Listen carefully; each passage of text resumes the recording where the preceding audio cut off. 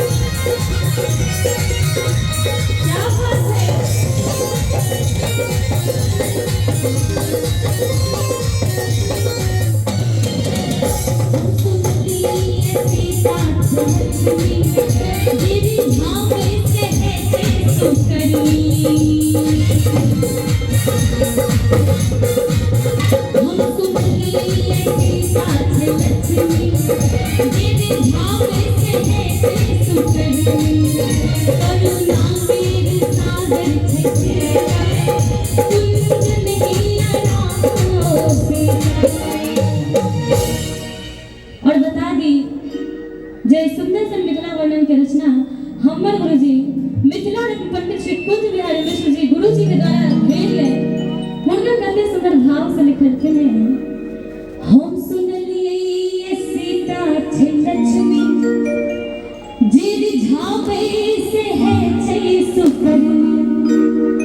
करुणा के सागर छै सीता कुंज नहियरा सीता एहन अवसर में कखनो गमे जानकी जी के बहिन पर बनाबऽ के अवसर जकरा भेटतै ओहि अवसर के कखनो नहीं छोड़ देतै कि एहन अवसर नहीं कखनो गमे एहन अवसर नहीं कखनो गमे वही वही का सच कर दे वही वही का सच कर दे जानकी जी सच जानकी जी